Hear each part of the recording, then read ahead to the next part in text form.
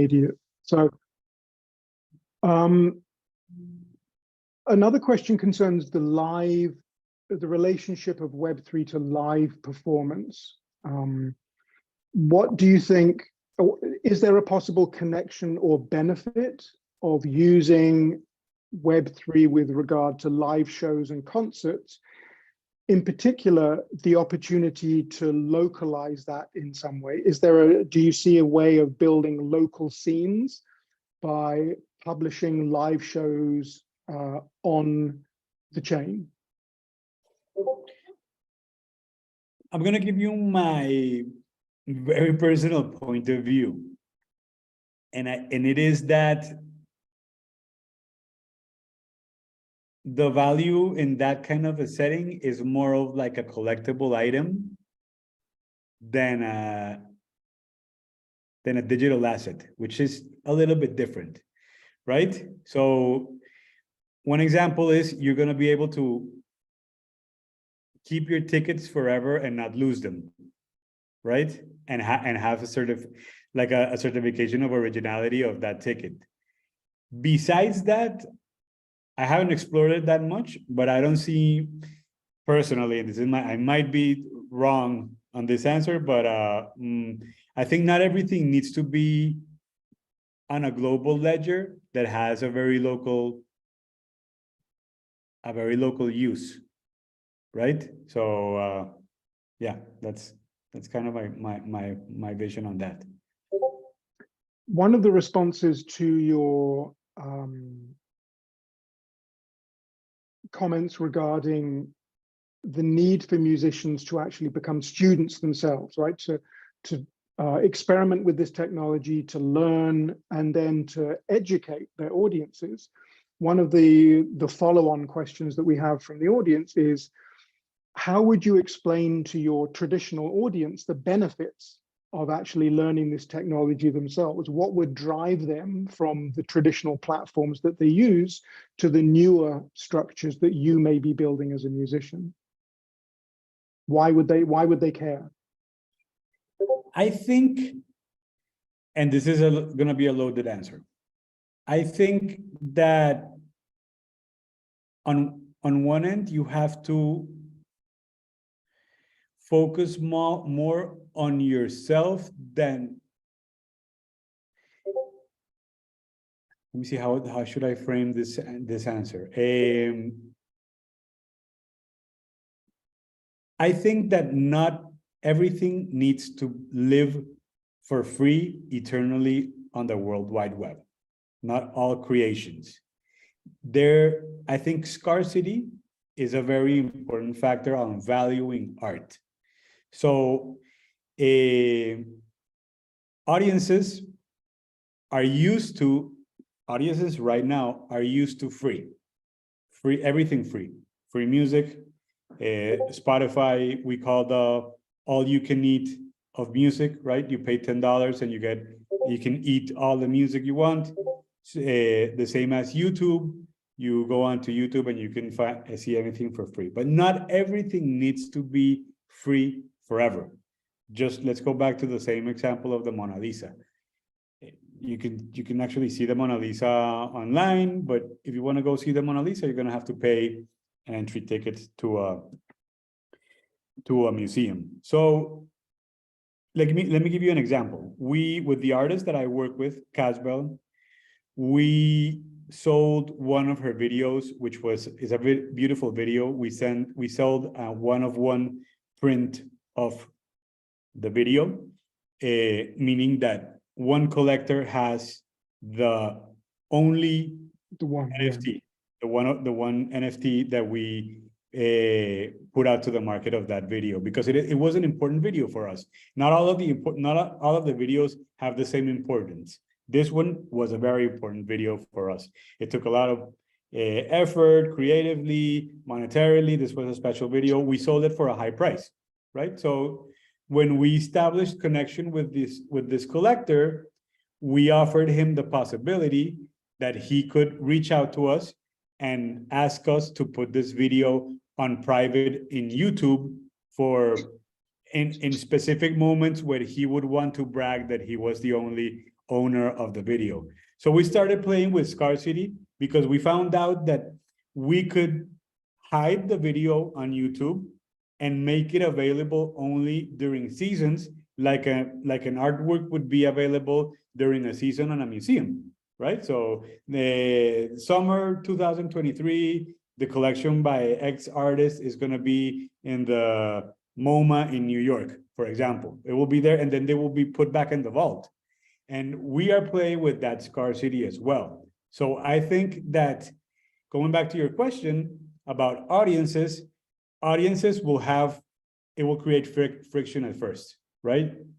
Audiences want free. They want everything free. They don't want to, but you as an artist need to start valuing your art and start finding ways of how to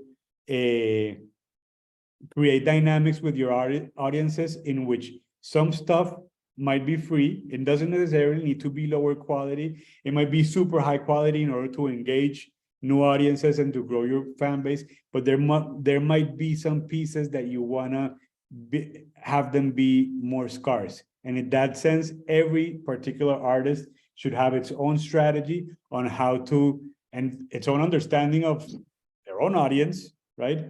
And see what those dynamics might look like. It's interesting you mentioned that, because there's a related question, which concerns the relationship between streaming, which will continue to exist, and let's say the NFT market. If one of the appeals of Web3 is that it creates uniqueness and you can prove that uniqueness, will music that streams online reduce the value of what is unique? So for example, let's say I create a news article, or I create an investigative report or a song, and that is unique, and somebody wants to hold on to that because it has collector's value. But at the same time, I may be giving it, that's the dog, I may be streaming that music online at the same time. So I'm promoting the song for free, but I'm saying to people simultaneously, look, if you want the original of this composition, you can also have that. Is there a danger that the streaming, although it's designed to promote the song, in fact is reducing the value of the original composition in Web3? I think there is. And there are conflicting views upon the Web3 music crowd. Some people see more value on some people believe in the concept of free to listen, valuable to own, which is the ideal scenario, right? It's on streaming, everybody can listen to it, but it's valuable to own because if you have the certified asset or the certified song, then it can be valuable. Oh my God, he's beautiful. Yeah, So, sorry about that. This is, she likes to sit in front of me. Okay. And but I think that's a hard proposition, and we'll see how it works out. I mean, I think that proposition comes from the people that are more Web3 native and that have seen the explosions of NFTs as speculative vehicles of investment, right? So in some sense, they've tried to conceptualize in the sense that the more popular that a song is, the more value the certified digital asset will have. So you can be able to buy, for example, a hit record as soon as it comes out, and then 3 months later, you can sell it for a profit because the song became a hit record. I think that is kind of like the dynamics they're going for. I mean, I'm all for it if it works. I just have to see it work. It hasn't really happened yet. Have you seen anybody actually, and this is presumably a question that concerns the combination of visual art and music or sonic art, audio art. Have you seen many people who have successfully combined the technology of blockchain or NFTs as an artistic statement? Or is that more a question for somebody who is primarily a visual artist? So let me see if I understand the question. So so the artistic statement would be the combination of the art and the technology. Yeah, so let me just paraphrase the actual question. Do you know of instances or cases where either the features or the limitations of NFTs and blockchains have become part of an artistic statement? In other words, a work of art for which an NFT is necessarily part of the artistic language. Does that make sense? Yes, it does. And let me give you an answer that is yes. What I see in the ecosystem and the artistic ecosystem of music, at least music, which is the one that I really have the most exposure to, is that all of the artists that are coming in to the ecosystem have developed a passion for understanding the technology. And it is, even though it might not visually be obvious, my feel is that every single one of the artists that are coming into the space have a connection to like a spiritual connection to the technology, because it in many cases is impacting their lives in a very tangible way through sales, and they become students of the technology. So I see a lot of artists learning how to code. I see a lot of artists going in and using the tools available, because there's a lot of the companies are building tools for creators. So if you go into the ecosystem, you're going to have the chance to work with developers that are creating the new tools and using the new tools that are just coming out, and experimenting with the new tools, being smart contract builders, website builders with NFTs in their back end. And there is just a lot of cultural and technological interaction and articulation going on. So it might not be obvious in the aesthetics, besides promoting your NFT, but in the spiritual, I think there is a big connection happening between artists and technology, which is super cool to see. I myself, I'm actually one of those artists that ended up being, like on the technological side.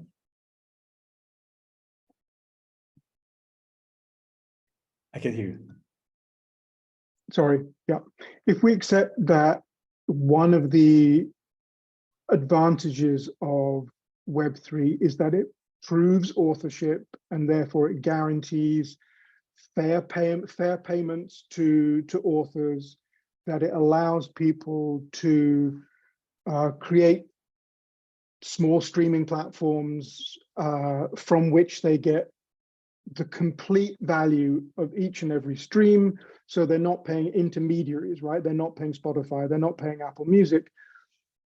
There have been some questions in the chat online here, the audience chat, that some of these arguments about uniqueness, about attracting people away from big streaming platforms, all of that makes sense if you're already famous.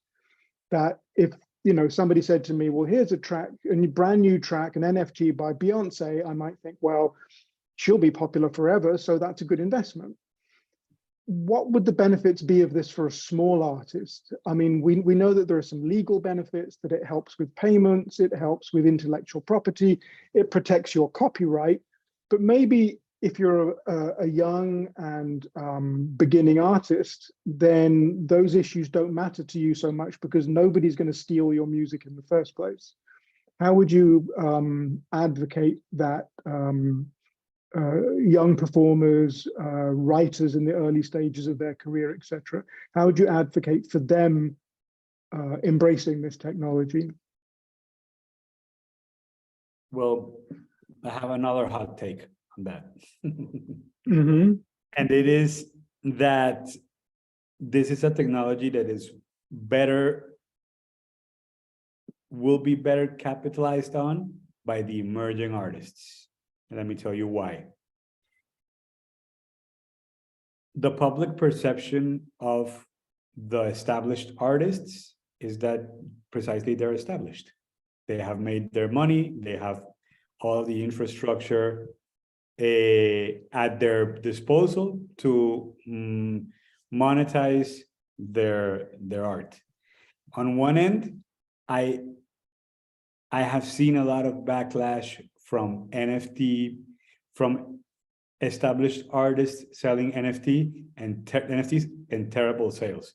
And why I think that happens is because people, like, why would I buy a Bad Bunny NFT if I have consumed this content for free?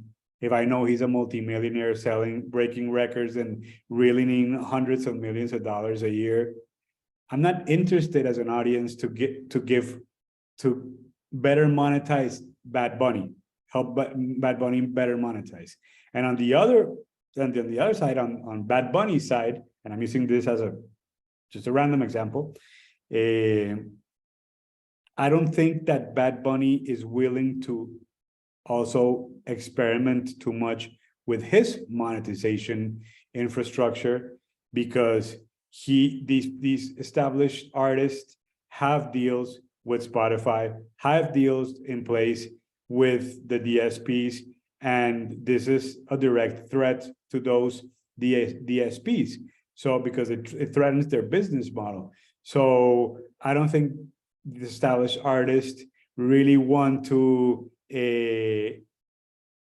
generate a dynamic with their business partners in which they're challenging the same relationship. So I think this is more, and David, we had artists that were of the vinyl, then we had artists that were native to the tape, then we had artists that were, like Kanye West, that was for the CD era, and then we have the Drakes and the Bad Bunnies of the streaming era. Each media has its own cohort of artists, and Web3 will serve best, and artists will understand best Web3 as times change and as these new emerging artists build their careers off of using this technology. And the streaming is something that, like, it will still be something like CDs are still, like a thing, but then the new thing will happen with a new group of artists, and this is it, basically. So you're saying that what you're saying reminds me a little bit of the beginning of the streaming platform Tidal. Do you remember when the service was officially presented by a small number of very wealthy artists? I can't remember exactly who they were now, but 7 or 8 very wealthy artists said, this is the new streaming platform that we together are launching because it will bring fairer payments. And it actually produced the opposite effect. People were angry that these incredibly wealthy people suddenly wanted payments to be fairer because they're already benefiting from the current system. So why should we pay them more? Another question which might help to explain the appeal for, well, let me go back to that actually. So we've explained why there might be some misconceptions about Web3 being a place where only established names live and operate. But if we can go back to that question of young up and coming artists, what would the main benefit for them be? I think the main benefit is to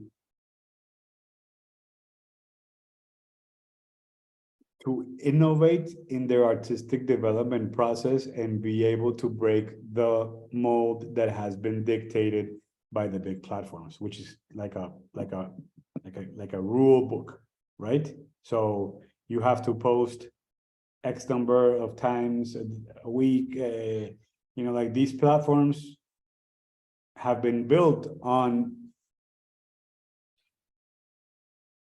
basically for one end on the back of creators, right? And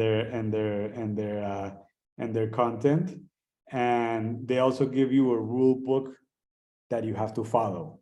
So, I mean, it will depend, but I think at least from my perspective, it has given us an alternative path that was not available 2 years ago, and that now is a reality because it is a new market. So it gives us an alternative for example, for financing.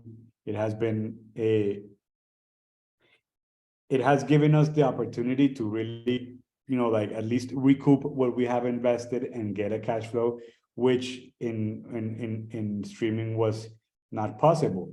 And let me give you a particularity about our project. Our project is a super notorious project that gets #1 songs on radio. Spotify puts us on all of the play. When we release a song on Spotify, they put us editorially. We don't even pitch. We don't even play by their games. And they take the music from Caswell and they put her music, her new release, on all of the playlists that are available for independent artists. And even still, it doesn't work. So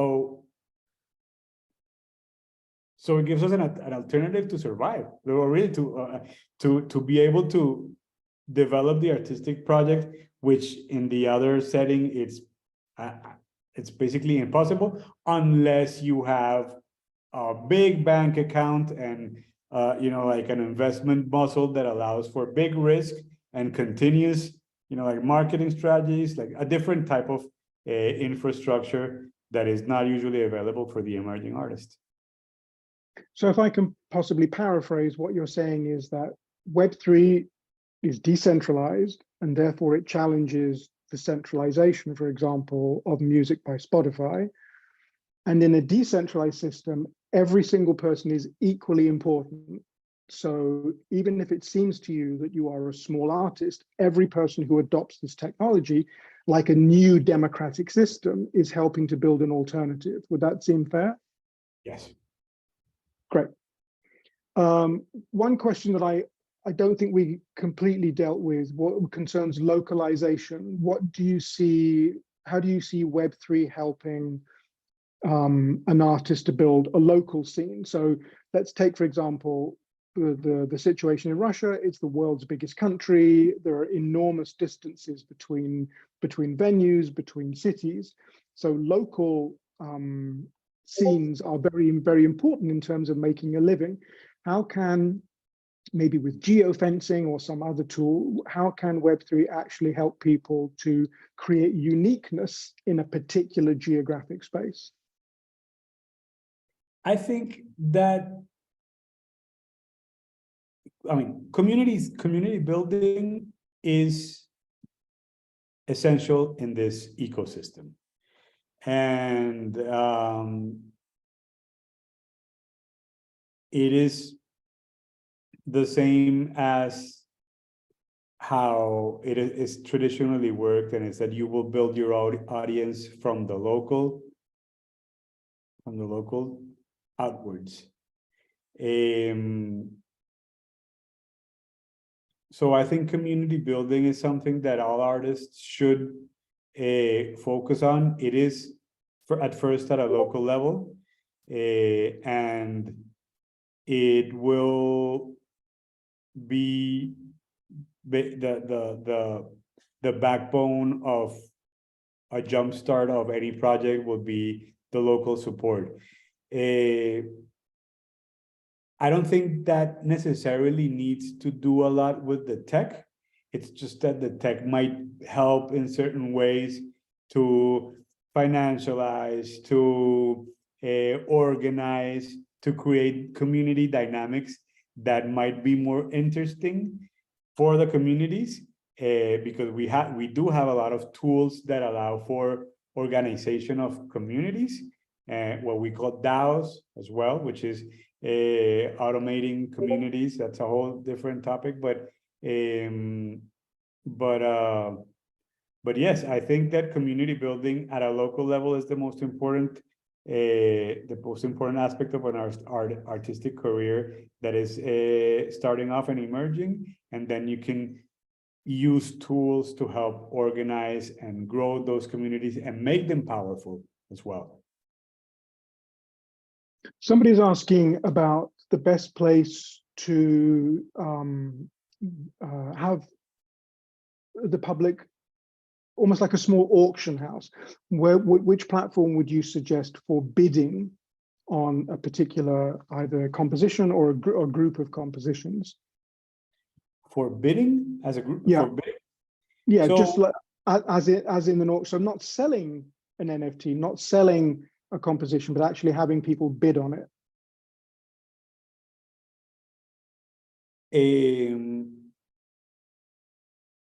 There are different, I mean, the auction houses will give you the option as an artist to either have your art be sold as at a fixed price or as an auction. So that needs to come is really from the artist and the way you set up your drop. So I think the best at least from my experience, Catalog has a very user-friendly interface, and you can structure either if you're selling as an auction or if you're bidding your bidding process. There's also a very interesting smart contract that is called Party Bid that allows for you to compose, and I'm gonna be a little technical here, compose a smart contract that allows for multiple people to bid together on an auction. So, for example, David, you want to buy a one-of-one music NFT from Casbell on Catalog, but you don't want to do it by yourself, you want to do it with a group of friends, then you would establish the Party Bid contract and tell your friends, and amongst all of you guys and girls, pitch in to bid together on that auction. One last question. We talked about taking your audience into Web3 just by learning about the technology and then explaining to them how it makes everything more democratic. But how does one look for an existing audience? So let's say I play a particular genre, it doesn't matter what it is. How would I go looking for fans of that particular music within the Web3 ecosystem so I could connect with them? Have you seen communities organized in that way? There are various communities that are in the constant discussion of music, and I'm sure that there should be an equivalent for journalism. I'm just not that well versed on that area, but I'm sure that it's also happening. I think that it is a challenge time-wise, because you need to go out there on Twitter, learn about who is who, learn to identify who has relevance, what are the newsletters that are being put out. Cooper's newsletter is important. I obviously will plug in Water and Music here as an excellent resource for just information and also mingling and meeting people in the space. Water and Music is an invaluable resource for that. And I think, like online search is it's always like the best mechanism you can use to find what you're looking for. I want to also take a quick step back and something that I noticed a few days ago about Web2 infrastructure for Web3 products for Web2 audiences is that platforms like Instagram have incorporated NFTs in their platform. So I have been posting my NFTs, and my NFTs, let me show you. My NFTs have like a special type of check mark. And I don't know if you can see it here, probably not, but they. No, if you could just send us a link, then I'll show people afterwards. Sure, but my LinkedIn is my Instagram is private, but I'll send you. But NFTs on Instagram have a check mark, which means they're basically a certified digital collectible. So if you get into the dynamic of minting your work as NFTs, then you can bring your NFTs, put them in your social media profiles, and start just promoting the concept, promoting your work, and people will notice, because people have noticed. Obviously, I put in the description, this is the NFT for this or that or whatever, but people see it and they're actually displayed in a different way. If you look at the NFT, it kind of like different from a post, which is static. It kind of like moves around and shines. So the infrastructure for Web2 digital collectibles is definitely happening as we speak. That's great. Well, listen, thank you very much indeed. We've just been joined by Jonathan Larr. So, who Hey, I presume Colombo. you. How are you? Yeah, I presume you guys know each other. We do. So, thanks very much, Andres. We'll actually leave you now, and we'll jump over to the legal expert.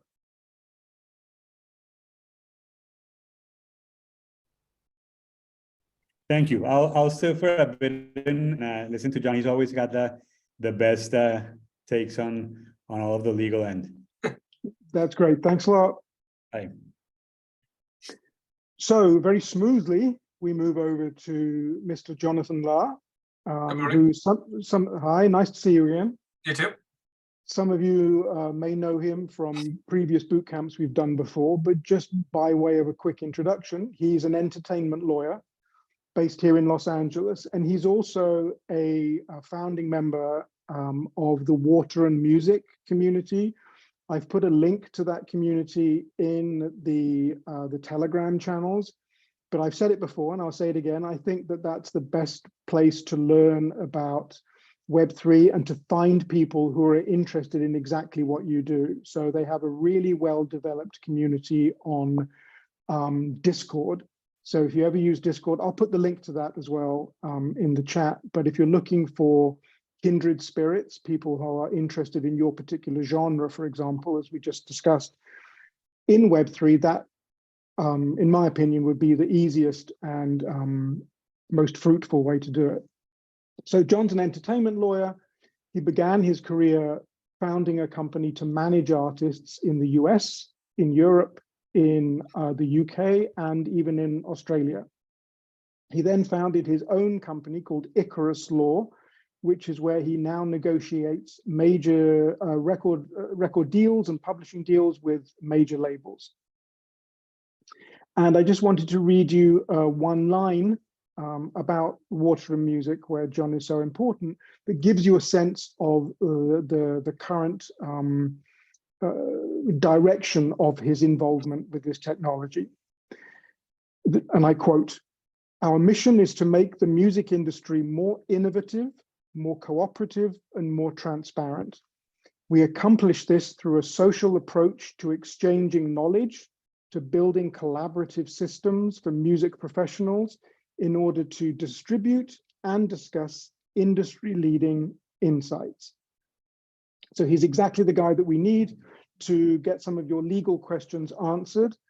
I received 2 or 3 of them yesterday, so I'm just gathering those now. But please, if you want to ask questions, you can do it in Telegram, or you can raise your hand here, and that way that'll help to make sure that your particular interests and queries are answered.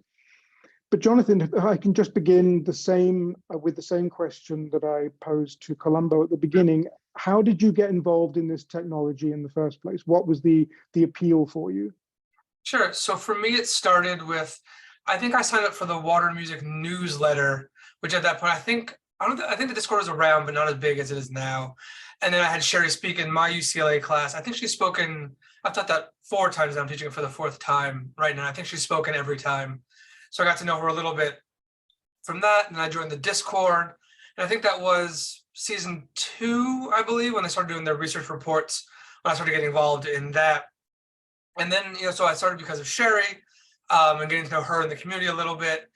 And then I realized the music tech stuff. I mean, I liked a couple different aspects of it. I've always been a transactional side attorney, which means I do the contracts and the paperwork, not the going to court part of it.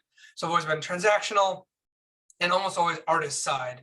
I have some label clients and I've worked with some labels in the past, but most of my work is representing artists. So I came, from that point of view. And so for me, the Web3 world it's another revenue stream for artists. If the value in it to me wasn't as an investment, which fortunately kind of worked out at the moment. It was more about, artists having another way to make money that they might not have had before. There's an artist named Verite, who I'm friends with, who has spoken in my class as well. And she's, an expert and all this sort of stuff. And she has a great Discord community and has a really strong Web3 following. So, that was sort of my primary interest, was that it's another way for artists to make money. My concern is always about artists and their income and making sure they have enough to live, making sure they have enough to focus on their art and work on their career and that sort of thing.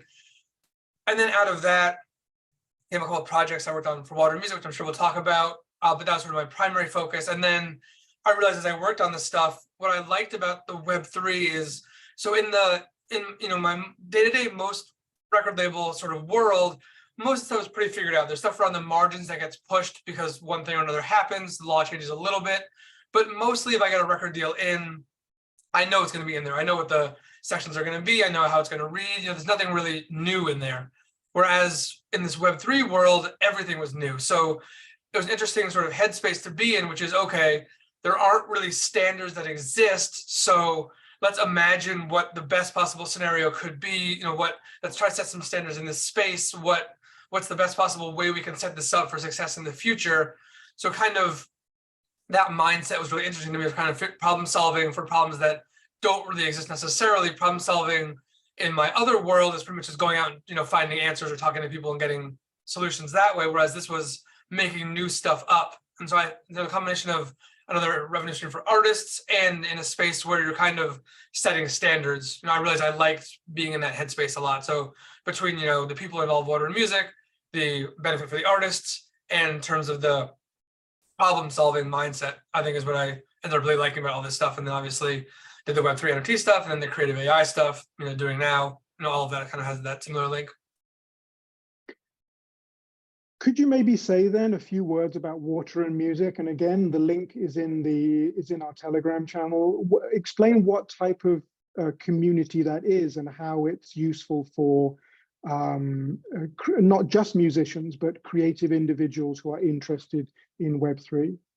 Sure. So, it's great not only to keep up on news and stuff like that, but I think what's really special about Water and Music is just, the community that Sherry has built really reflects her.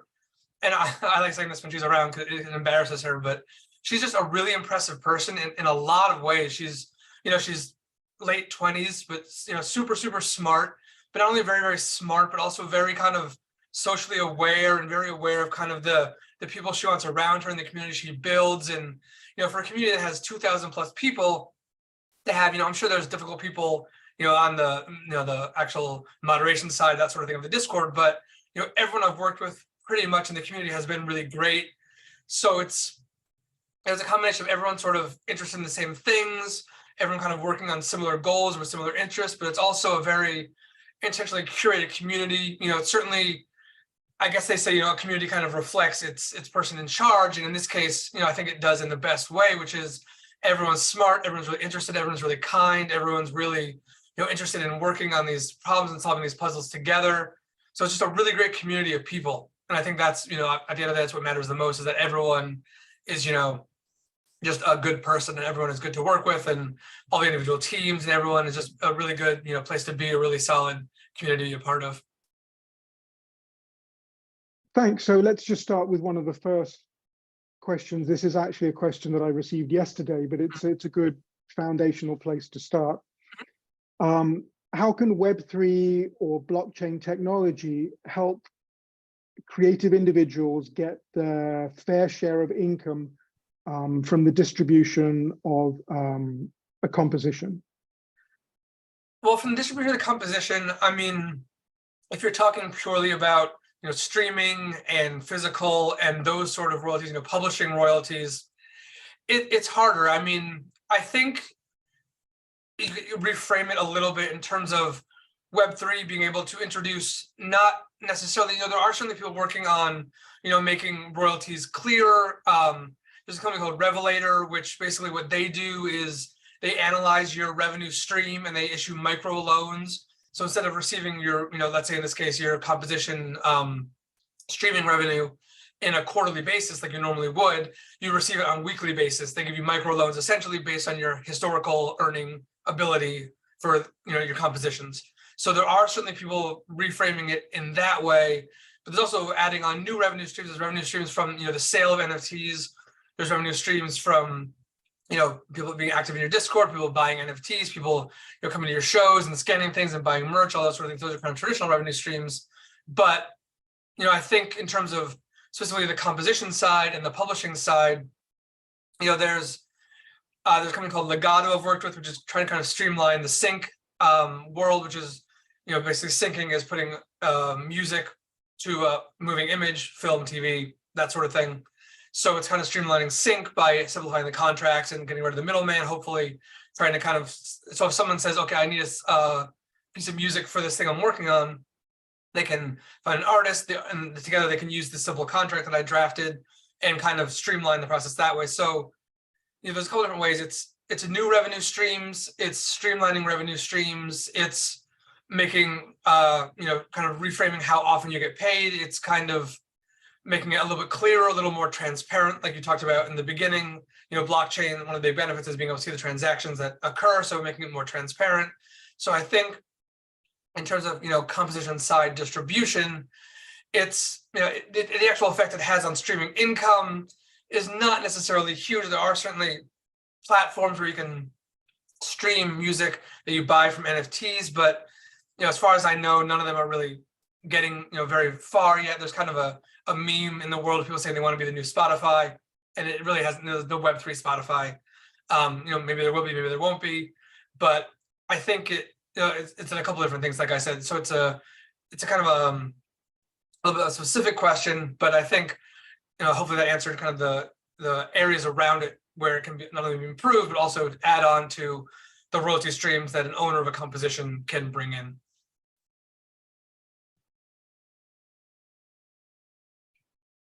Sorry, I muted myself. So you mentioned Legato. So I put a link to Legato in Telegram. And by implication, when you're talking about the problems that currently exist in creating a Web3 streaming platform, by implication, what you're referring to is Audius, perhaps? So Audius. I think so, yeah. I think they're the biggest, one of the bigger ones, yeah. Yeah, and I put a link to Audius in the Telegram as well. What do you think the problems are there? Why has a dedicated Web3 streaming platform not become a success yet?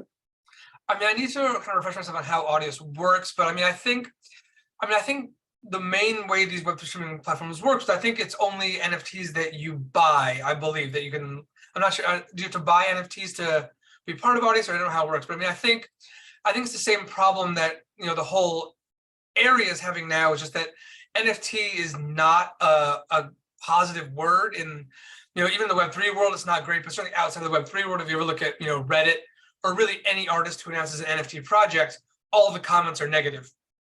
And, you know, that's the reason why, you know, I never talked about Royal. Royal is a company where you buy a piece of a song and you get some of the streaming revenue. You know, they don't say NFT on their website, they call it tokens or something similar.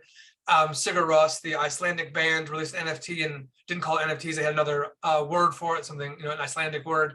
So NFT projects are not using the NFT word anymore because of the negative connotation around that word. So I think it's partly that. And I think it's, that combined with, it's still a very small community, and the number of people who actually know what an NFT is small. The number of people who know what an NFT is and own NFTs is really, really small. Obviously I'm in this world and I'm familiar with this stuff, but when I bought my first NFTs, Sherry had to help me and kind of tell me, okay, you need this wallet, you need this sort of thing. And, so even people who are technologically inclined, the barrier to entry is still really, really high. There's plenty of companies trying to lower that barrier of entry. And, certainly efforts have been made to make it much easier, buying them with fiat, with credit cards, that sort of thing. But, it's just the general sort of Web3 issue overall. It's not just audience, but it's kind of adoption of the technology and NFTs, I think, is what sort of held audience back a little bit. I don't know how much they've adopted or how much they've, how the company's doing necessarily, but I think it's kind of a general Web3 kind of issue, kind of a whole ecosystem issue. So why is that? Because when people think of Web3, in all probability, the one concept they've heard of is NFT, right? Which helps to explain some of the building blocks of blockchains and of the technology. Why do you think the word NFT now has such a bad reputation from a legal point of view in the world of music?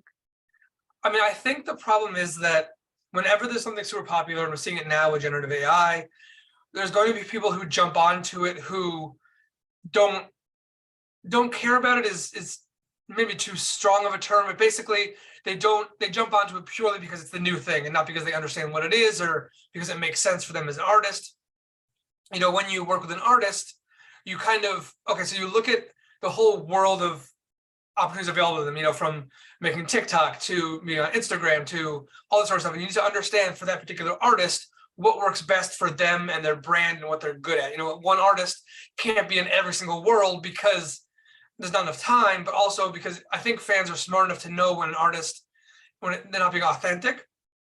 That's one reason that Verite is great, because she's very involved in the Web3 world, very involved in the NFT world, very involved in, she has some tech consulting. So she's very knowledgeable, very smart, very, aware of what the trends are and being involved in it. So, I think authenticity is super important in Web3. And I think a lot of artists weren't being authentic. They were just jumping on it because it was the new hot thing. And because someone came to them and said, okay, I'll make you a ton of money if you just give me your name. And they weren't really involved much, beyond that. So I think if people getting ripped off has certainly been an issue. And then obviously it's not music related, but, the FTX thing, all the, the fraud and all that sort of stuff around crypto, not NFTs necessarily, but the fraud involved and all the scams make a lot of news, and just kind of, all the sort of combined, kind of the good stories about crypto and NFTs and that sort of thing don't really permeate the culture so much as the scams and people getting ripped off and that sort of thing. So I think all that sort of has contributed to the negative impression that the whole world has, the world, I mean, by the crypto, NFT, Web3 world has to other people. So from a legal perspective, again, how would you explain the concept of authenticity in Web3? So, I don't know if it's a legal definition necessarily, but I think authenticity is more of just artists being, you can tell sort of when an artist is actually involved in something and actually working on something and actually, I know Verite, for example, she's always in her Discord. She's always talking to her fans. She's always involved in doing stuff with them and making sure they're, coming to their shows and making sure there's special little things for her long-term fans and that sort of thing. So, I think, it's not really from the legal side necessarily, but authenticity in general is just super important in terms of building a fan base for an artist and having them involved in the project. And I think, that just will drive communities and drive sort of, launching an artist to the next level and, making their career more sustainable. So what you're saying is if somebody actually, if a musician is involved in the world of NFTs, they have to make it clear that they're not doing it just to make a quick profit, but it becomes part of their community building and so forth. Yeah, Great. Yeah, exactly. Along those same lines, another one of the questions that we had is if the concept of NFT purely as NFT as sort of the end of a process, I've purchased it and that's it, if we put that to one side, what is it about the technology inside that actually helps to make music making a slightly fairer process? So I'm talking about, how does it help people get paid? How does it help protect intellectual copyright and so forth? I mean, I think one way it does certainly is, so I mean, it's interesting, even, I've been doing this for 15 years roughly. So, when I started, ownership wasn't even really in the conversation so much. And I mean, in terms of, the importance of owning your IP and owning your copyrights. Now certainly, 15 years ago, if you were negotiating major label deals and you said, okay, I want to own my copyrights, so I want to do, a distribution deal versus a traditional royalty deal, they'd be, they would say, basically, we're giving you, this is the one deal we're going to offer you. There's no options. You can either take it or leave it, give us your copyrights, or go somewhere else. Whereas now, ownership is a much more important conversation. That's always the threshold conversation I have when I get a record deal with an artist. I talk to the artist and I'll say, okay, so, is the advance the most important thing to you, or do you want to own your copyrights? And I'll push them towards ownership. So Web3 is super important because, if you're involved in the Discord and you're, involved in all these, let's say Royal or something like that, you're owning your own copyrights. You're deciding, okay, so with Royal, I want to let people buy a small piece of my copyrights, but it's you, the artist, who's deciding who owns a piece of the copyright. It's not, the label so much anymore. It's, certainly indie labels, but I mean, it allows you to kind of have much more control over your career, over your ownership, over your IP, decide exactly who you want pieces of ownership. With Royal, it's your fans owning a piece of your IP. So, that feels better to a lot of artists than owning, than having a record label own part of your sound recording or a publisher own part of your composition. Having your fans own a part of it feels better as, kind of an artist. So, I mean, I think it just sort of gives more options for who you decide to give ownership to. Whereas before it was really, you give it to a label, you give it to a publisher, you keep it for yourself. It just depends. Okay, so you give a little bit to a publisher for an admin deal, you give a lot to a publisher for a co-publishing deal, that sort of thing. Whereas now there's many more options for deciding. You can be much more deliberate about who gets a piece of your IP and when they get a piece of it and what exactly they're getting a piece of. And so as long as you understand the what IP you own and the bundle of rights that comes with all your IP, it allows you to kind of be much more deliberate about where your IP goes and who gets a piece of it. And that sort of thing gives you many more options, in regards to, kind of as an artist, your most important thing, which is, the songs that you make. So could you just explain for newcomers what it is inside a smart contract that helps to protect intellectual copyright and simultaneously produce a superior way of paying musicians? So, I mean, in terms of actual blockchain technology, I know a little bit about it, not a huge amount. I mean, I think. Oh, yeah. Sorry, I meant sort of what are the legal benefits of the mechanisms inside a smart contract? I mean, I think, I think transparency, like I talked about, is certainly one of the big benefits of blockchain, being able to see who transacts with who. Legato, for example, it's very clear on. So basically what it does is I helped write a legal contract, and that legal contract turned into kind of hybrid smart contract. So when the two parties fill that contract out, it immediately becomes a smart contract. It immediately executes. So it immediately, apportions royalties appropriately and assigns, ownership appropriately if ownership is, changing hands. So, I mean, I think, attaching ownership to blockchain kind of makes it easier to see who's getting what, makes it easier to assign things to other people. So, I mean, I think in terms of, rights changing hands and, knowing who owns which rights, I think that's one area where it's super important. Blockchain is, it's certainly a good technology because it allows, people to see exactly who owns what at what time.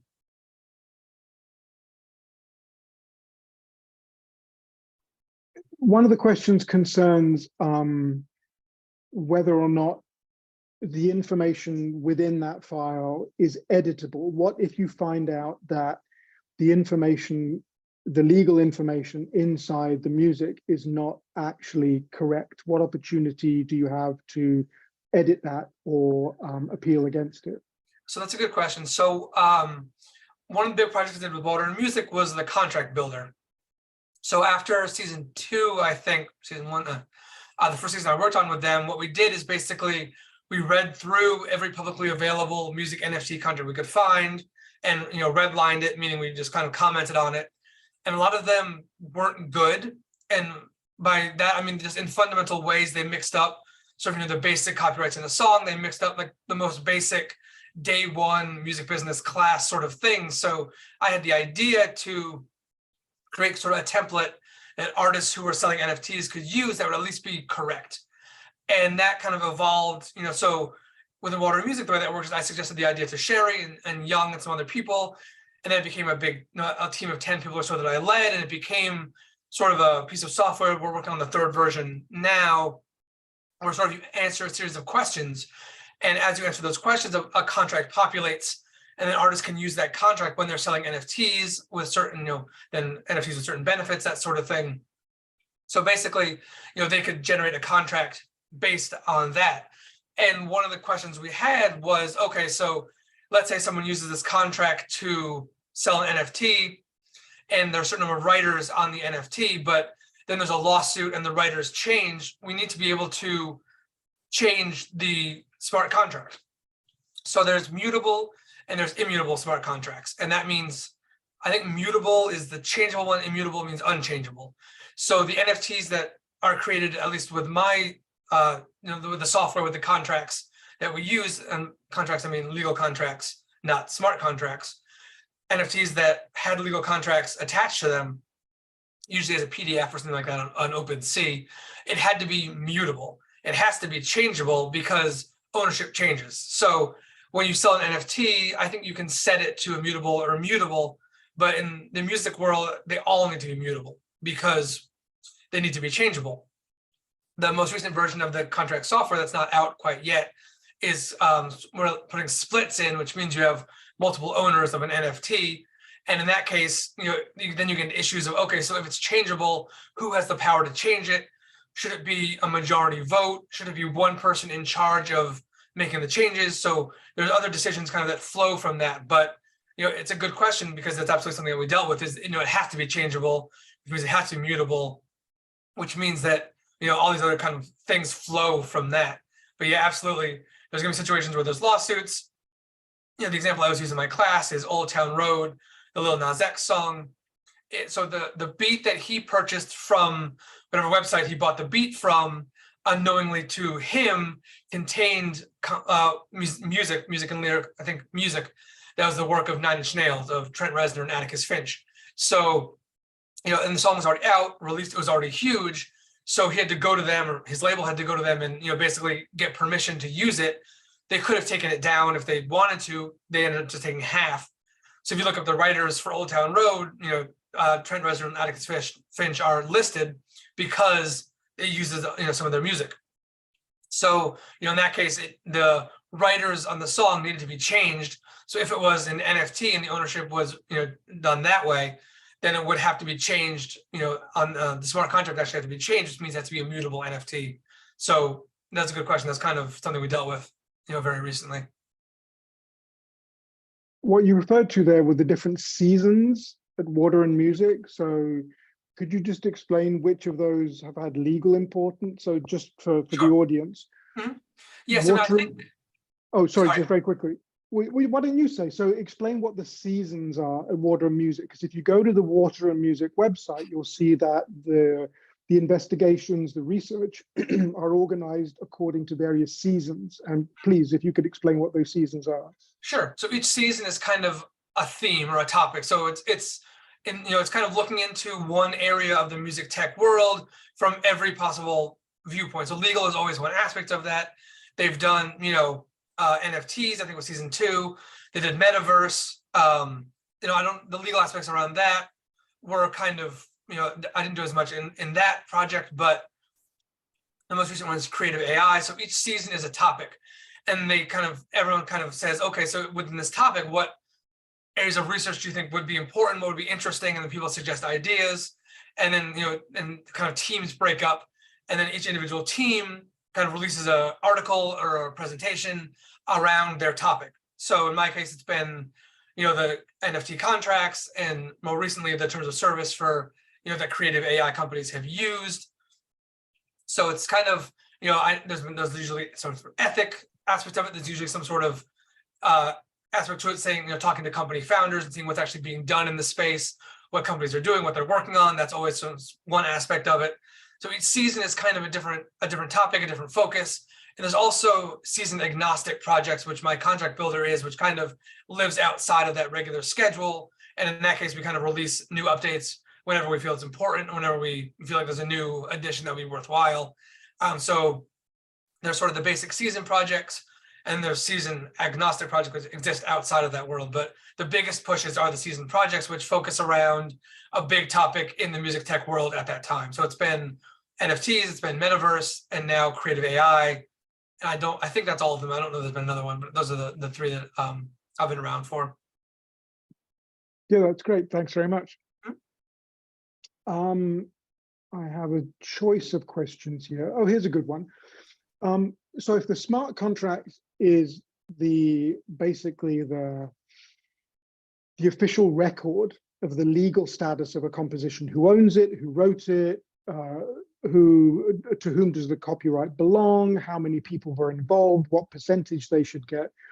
What's your impression about the legal status of those smart contracts? Are they recognized wildly in the legal world, or do people still have problems convincing traditional legal firms that this is the best record of a song's history and its ownership? So in terms of, let me step back for a second. So when I talked about the most recent version of my contract template, there's still, you can create an NFT that has multiple people who launch the NFT, who basically click go and have the NFT created. There are ways to do it with multiple people. So in this case, multiple writers, let's say. It's still not that easy. So most cases, if you have an NFT that has multiple writers, there's still one person who has to be in charge of it. So it's still kind of, the idea of an NFT where there's actually multiple owners that with equal sort of status is still not, not easy to do. So, there's not that many NFTs that exist where, the writers are all equal ownership of the NFT, and it's really set out that well. But in terms of the legal world, I mean, we don't really know until there's lawsuits over it. There hasn't many lawsuits about it. And, we won't know the legal status until that happens. I mean, certainly, even if you're in, if you have the splits listed in NFT, you should also have the splits in, your PRO. You should have the splits, you should have the copyright register. You still have, it's not an instead of thing, it's an in addition to thing. If it's, if you just have the NFT and as to what record that actually constitutes, it's hard to tell. I mean, there's that annoying lawyer answer, which is it depends and we're not sure. But in this case, like I said, what's interesting in this area, but also difficult, is that we don't really know how the law views it until there's lawsuits over it. And there's some precedent set, and some people, there's some actually legal guidance that comes down about it. As of now, I would say, certainly, if you're a songwriter and you're listed as an NFT as an owner, or, as owning part of the song, make sure it's also, in addition to other methods of, make sure it's copyrighted, make sure it's, you're correctly listed in the PRO with your publisher, all that sort of stuff. So it's not really a stand-in for those things. At some point, maybe it will be, but right now it's kind of an in addition to thing. It's more about, having, make sure the NFT sale royalties flow appropriately from the sale of NFTs, not necessarily streaming royalties or any sort of other ownership sort of royalties. So you mentioned the template. So this is a design tool that you created for the community at Water and Music that helps people produce smart contracts, but also understand their architecture, what they contain and why it's there. Could you explain some of the work that went into building that template? I've given everybody a link to that, but if you could explain why it was needed and how you guys built it. Sure. So one thing I want to be clear about is it's a legal contract. It's not a smart contract. I beg your pardon. So I misspoke. Yeah. Yeah. No, it's okay. I just want to, because no, that's something we run into. And I don't know if you talked about this in your class yet, but there's words that exist in the music world and words that exist in the Web3 tech world that are the same words, but they don't mean the same thing. So the big ones are contracts. So in the Web3 world, it's smart contracts. In my world, it's legal contracts. There's also royalties. So in the music world, royalties are streaming royalties, royalties from sync, that sort of thing. But in the Web3 world, royalties are generally royalties from the sale of NFTs. So, it's kind of something we run into a lot. There's a lot of different examples of that. So what the Web3 template builder, the contract template builder is it generates a PDF that can be attached to the NFT, on OpenSea, for example, that marketplace. There's a place where you can attach PDFs to it. We talked about actually including the PDF in the smart contract as data in the smart contract, but I remember, so Alex Flores is the main programmer for Water and Music. And I remember he said it's not that easy to do for whatever reason. That's beyond me, but so basically it's sort of a PDF attached to the contract. But what it is essentially, it's, you answer a series of questions, it populates a contract, but also it became an educational tool on top of that, which is, if you look at it, every clause in these contracts is explained so you know exactly what is in there, what each thing means. It leads you down certain rabbit holes explaining, okay, so you want to create an NFT with music attached. Do you, have you signed a record deal? If you have, you might not own the sound recording, and here's why. Have you signed a publishing deal? If you have, you might not own the composition, and here's why. So it's not only a contract builder, but also an education tool to make sure the artists who are using it know what's in their contracts. Something that I'm obviously a strong proponent of, both education and artists knowing exactly what they're signing, what they're getting into, what is in all their deals. So it kind of evolved from a basic template into interactive piece of software and an education tool sort of on top of that. So it became all those things. So which other tools have you, would you recommend that are available for free at Water and Music? That's a good question. I mean, I know, I'm trying to think. I mean, I know in terms of creative AI, there's some companies that allow, basically for Water and Music users to allow them free access to certain ones. Some of the free image generators, some of the image generators like Midjourney, you can, you create an image through the Water and Music Discord. I know there's certain platforms like Amy AI MI, which is, I know this is a Web3 class, but some of the generative AI companies. So there's access to some sort of companies that, so it's usually kind of paywall that you can get access to that way. There's other tools that are built. I mean, I think we're one of the few that have actually been built and executed outside of Water and Music. I'm sure they'll build more in the future, but I think, my project is pretty unique in terms of being, a tool accessible to everyone. They certainly have things in the community, like they have databases of all the, companies involved in Web3. They have databases of all the investments in Web3, all the ones they can keep track of and on top of. So there's lots of databases that can be used for information purposes, but just the actual tools that have been built, I don't think there's many besides, the contract builder. What are some, so we're interested in reasons why people should be curious about this technology, but what are some of the downsides? What are some of the not so much the barriers to entry, but what are some of the fundamental problems that this technology has not yet solved from a legal point of view? I mean, I think the biggest thing from a legal point of view is just, being able to, so like, let's say you transfer money from one wallet to another wallet and it's the wrong address, that money's gone. I mean, it's just, there's no way around it. It's just gone. There's no way to get it back. There's no mechanism. There's no, and the thing is, okay, so you say you want protections, but adding protections is kind of anathema to the way the whole ecosystem is set up, the way it's supposed to work. So, I mean, putting guardrails around it, people object to that because it's designed not to be guardrailed. So, I mean, I think that's what's hard about it is it's kind of, it's not, user friendly, and it's very easy to do something wrong and, lose a lot of money, lose, basically get scammed essentially is super easy. So, I mean, I think, legally speaking, it's, it's kind of, it's the Wild West in a lot of different ways, in some good ways and in some ways in terms of, getting ripped off, getting scammed, getting, buying part of NFTs that are, not real or not actually, people saying they have this artist's permission to sell this NFT, which they don't, that happens a lot also. So there's a lot of kind of, it's not regulated, which, is, there are aspects to it that are good, lack of regulation, but also aspects to it that are bad. Certainly on the founder side, there's companies that are selling NFTs, and they get shut down because they're considered securities. I'm not a securities lawyer, but basically, my understanding is certain types of investments can only be, at least in the U.S., issued with certain regulations. So, if they issue certain types of investments and people invest in them, and they don't have certain guidelines in place, that company can get shut down. So, that can certainly happen on the founder side, and also, obviously, the investors in that case get ripped off as well. So, I think it's very a buyer beware sort of situation. You have to really know what you're doing and who you're getting involved with, who you're getting into business with. So, the lack of guardrails kind of makes it dangerous, in terms of losing your money or getting scammed and all that sort of stuff. So, there's a lot, in terms of securities law, but also in terms of basic, the criminal law. There's a lot of aspects, to it that are still kind of unsettled. Well, that was optimistic. No, I'm joking. But yes, absolutely. So, for example, the idea of music as NFTs is probably a bit of a boom market.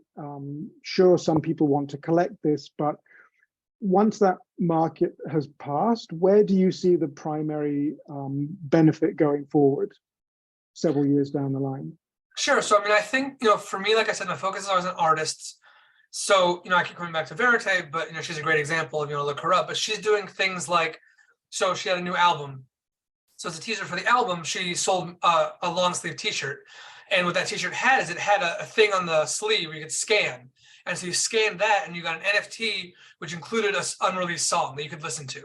So she does things like that. She does things like, you go to a show, you scan a little thing and it gives you sort of a virtual ticket stub. So she's, sort of in terms of, focusing less maybe on making money on the fan side and more on sort of the fan experience and kind of proving you're a long-term fan and things you can do, like, you can say, okay, so if someone's been involved with an artist, from the very beginning in terms of their career, they can get, sort of some sort of status based on that, some elevated thing in their Discord or tickets to shows or meet and greet. So it kind of, as a way to reward fans for being fans and for being engaged with the artist and participating in what the artist is doing and listening to their music and streaming their music a lot. And sort of as a fan engagement tool, I think that's really where there's a lot of good growth opportunity, moving away maybe from, making a ton of money from it and more towards, ways to reward fans for being fans. There's a lot of interesting stuff in that realm. You could reward a fan for, they stream your song the most, not Spotify's not doing that yet, but theoretically that could be a thing where, you get an NFT and you get some sort of special benefits if you're, the most streamed, you listen to a song the most of an artist, that sort of thing. So I think fan engagement is really an area that is really interesting and really important. I'd love to see that grow a ton, in the future. And what would the benefits for the fans be? What type of engagement do you think? You've mentioned some of the tools, but are we talking about, like you said, rewards for levels of support or financial rewards? Not necessarily financial rewards, but more just rewards along the lines of, you get to go to, just certain, so you get to meet and greet with the artist. Maybe you get to, go out to coffee with them or something like that. So you get close to the artist you really care about. So there's kind of this is kind of a subtopic, but there's kind of a true fans theory where the best way to launch a career or to launch anything is to, you don't want to appeal to a huge group of people. You want like a really small group of super, super devoted fans. And that's the way careers get launched. So if you have so if there's a way to sort of develop that really core group of super, super fans and give them, access to you, access to your time, access to tickets and shows and that sort of thing, and that, give them benefits that way, that, launches the artist in a lot of different ways. And for the fan, if they really care about the artist, then the ability to help the artist succeed, really means a lot to the hardcore fans of an artist. So, I think, the actual benefits of it are maybe not tangible, but the intangible ones of helping an artist succeed, I think for a lot of fans that, that means everything. And that, is, that sort of is enough for them to be super involved and, do all this, work for the artist. One of the questions that was actually asked to the previous guest as well, what do you think the future of labels may be in this context? Do you think that I mean, Colombo said he thought large labels in particular were very important in or artist development, but it's not difficult to find journalistic reports suggesting that labels no longer have any significance, that their legal support is no longer needed because the smart contracts have the legal information recorded once and for all. What do you think the need may be for entertainment? This is a very difficult question for you perhaps, but what's the role of entertainment lawyers if increasingly the compositions themselves contain immutable records of all the legally necessary information? I mean, well, there's always going to be disputes. There's always going to be lawsuits.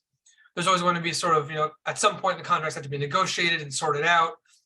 I mean, I think, so lawyers are kind of, certainly resistant to change. So, I mean, I certainly, obviously I keep up on all this technology. I think it's important to be on top of all this stuff. There are plenty of lawyers who don't care about this stuff at all and think it's, kind of a waste of time. I think it's, certainly I think it might force lawyers to adapt and change maybe the ways they're doing business, change the ways they, their practice, what they focus on, all that sort of thing. So, I mean, I think, lawyers will need to adapt in certain ways. So I think it might change, sort of how the practice or the focus of entertainment lawyers, kind of what they work on and what their day-to-day work looks like and that sort of thing. So, I mean, I think for the lawyers who try to hold on to the way things were, I think it might be problematic for them, but I think that's true in any industry that changes a bunch. I mean, traditionally law moves slowly and it adapts to the pace of change intentionally slowly because it wants to, move carefully forward. But I think, it's certainly possible to get left behind with some of this stuff. And so I think from a entertainment lawyer career point of view, it's important to be knowledgeable about this stuff. If there's some sort of smart contract dispute and you go to a, maybe a well-established music lawyer and they don't know anything about smart contracts or about what mutable versus immutable or what any of that stuff means, then obviously that, that client is going to go somewhere else. So career-wise, they've got to keep on top of all this stuff. So I think the roles are changing. I don't know the roles lessening necessarily, rather maybe the focus is changing a little bit. So, there might be lessening for people who don't keep up with it. People who keep on top of it, can certainly help their career and their practice. And, so it kind of maybe changes the lawyers that are, the type of lawyers that are, doing these deals and who, is doing the work. Maybe that changes a little bit as long as, but I don't think it lessens the impact of the role of lawyers necessarily. Yep. In fact, we have a very specific legal question for you next. Are there any special arbitration procedures that specialize themselves in disputes related to smart contracts or ownership of NFTs, etc.? I haven't seen anything like that. No, I mean, generally the way it would work in the US legal system is, there was a lawsuit, then you bring in experts. So they bring in, blockchain Web3 experts who would testify on either side. And that would be sort of where the knowledge comes from. Sort of specialized tribunals aren't that common really in the US. It would certainly be good if, judges were up on this sort of thing, but, there's so many areas of the law that they, should be up on. You can't really have tribunals or separate courts for each of these different areas. That would be difficult. So, I mean, I think, there's not really separate areas, separate adjudicators, but, there would certainly be experts testifying if, when there are lawsuits around this area, explaining how these work and what the technologies are and that sort of thing. So not so much for specialized tribunals, but certainly when there are Web3 NFT trials, and it hasn't happened yet, but it will, obviously there's the FTX and the, the collapse of, the fraud sort of stuff, but an actual sort of, copyright infringement lawsuit, anything like that hasn't really happened yet. But when it does, there'll be experts involved, and, so it won't be a specialized court, but it'll be a court that, is knowledgeable, hopefully knowledgeable based on the experts that the lawyers hire and who testifies. Somebody is asking about your comments on how to reward fans, how to use this technology to build up a robust fan base. They're asking, what's the difference between that and a more traditional platform that actually rewards people based on the size of their donation? So, the main difference is that it doesn't involve a donation. So it can be, so you don't need a lot of money to get involved. It's just your time. So if you're, involved, so I know, let's say, so there are ways to track, involvement in Discord, for example. So if someone's super involved in your Discord and they're, posting a lot of messages and interacting with people, you can reward people purely based on their interactions in your chat, in your, chat room. So, so that's the biggest difference, is you don't have to have a lot of money to get these rewards. And, that's sort of the democratization aspect of Web3. The idea was to get, the money out of it. It hasn't helped necessarily, but the idea behind this is that you can, become a one true fan and get access to meet and greets and, the best tickets and the best seats, and, stuff that might have been reserved for people buying, super expensive tickets. Now it can be reserved for people who are super involved. And the Web3 aspect to that is that, you can track that engagement in a way that you couldn't without this technology. So you can track, you can award tokens based on involvement in Discord. You can award tokens based on, like I said, streaming. You can award tokens based on any sort of engagement measurements, and then get rewards that way. So it's not a financial reward. It's a reward based purely on your love for the fan and how much time, love for the artist, and how much time you spend, interacting with the community and with the artist and that sort of thing. 1 second. Apparently, we have lost the translation signal. Okay. 1 second.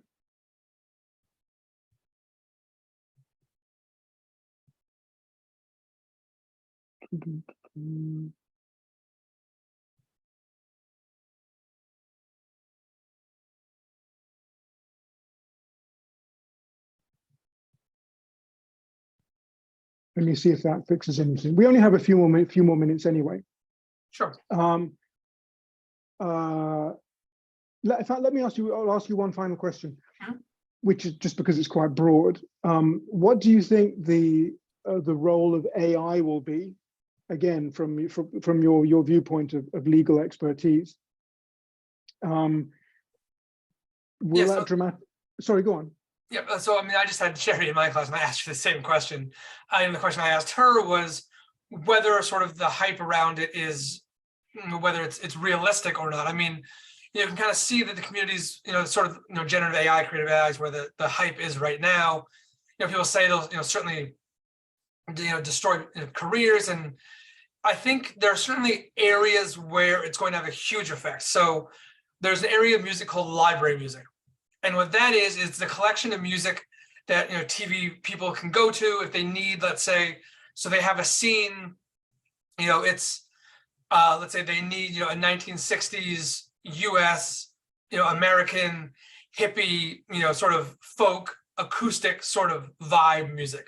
They can go to a music library and, enter that description, and then music will come up that's already free for use.